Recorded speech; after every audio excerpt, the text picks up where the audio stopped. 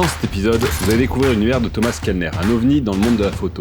À la fin de la vidéo, vous verrez comment il réalise ces incroyables images. Bonjour à tous et bienvenue dans ce nouvel épisode de Photoculte. Désolé pour la courte interruption, mais quelquefois la vie est bien trop remplie, et mine de rien, ça prend pas mal de temps de vous préparer tous ces épisodes. Bref, me voilà de retour, et j'espère que vous êtes toujours là, montrez-moi ça avec des pouces bleus. Thomas Kellner est né à Bonn en 1966. Il a étudié l'art, la sociologie, la politique et l'économie à l'université de Siegen. En 1996, il reçoit le Kodak Young Talent Award, qui l'encourage à vivre en tant qu'artiste. Depuis, Thomas Kellner vit en tant que photographe et commissaire de projets d'exposition photographique. Il a montré son travail dans les expositions personnelles et collectives tout autour du globe. Pour le livre du jour, je vous laisse observer et vous faire votre propre idée de comment ces images sont réalisées, et on en discute dans la deuxième partie. Ces deux livrets, Contact, retracent ses œuvres entre 1997 et 2005. Attention, spoiler, le titre est un bon indice.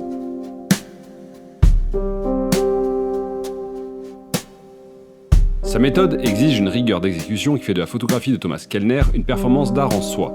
La conception globale de l'image est mentale, et chaque cliché se succède pour prendre place dans la structure finale. L'aléatoire est un facteur obligatoire que Thomas Kellner maîtrise dans la mesure du possible. De toute façon, aucune image ne sera supprimée, donc cela apprend aussi à accepter la photo telle qu'elle est. It's the hips.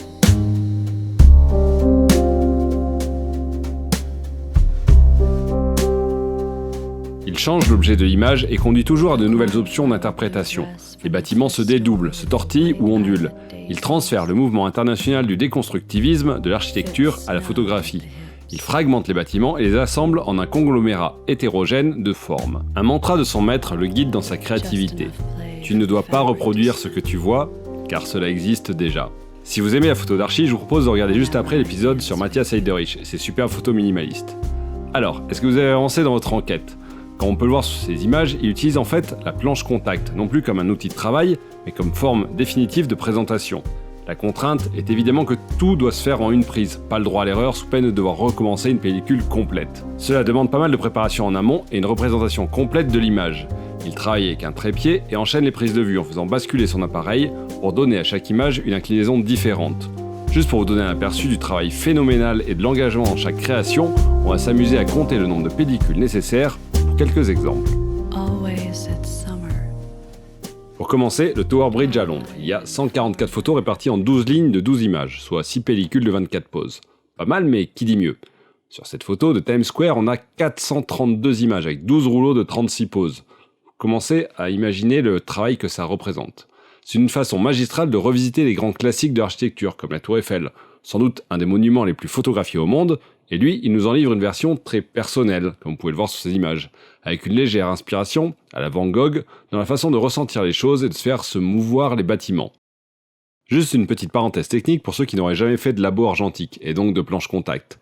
Le principe est de disposer ces négatifs sur un papier photo, avec l'aide d'un contacteur ou non, de l'éclairer et de passer tout ça dans le révélateur.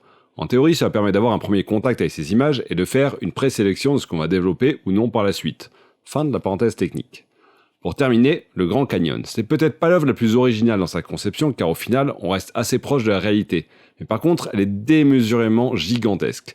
Même lui semble tout petit à côté. Et voyez que pour l'installation, ça demande aussi un peu de manutention. Allez, on va faire un petit jeu pour voir si vous avez l'œil. À votre avis, combien de films ont été utilisés en partant du principe que ce sont des pellicules de 36 poses ? Donnez-moi vos estimations en commentaire, histoire de voir qui sera le plus proche. Merci à tous, pensez à vous abonner pour ne rien rater de la suite, et surtout, partagez la culture photo autour de vous. Allez, à bientôt!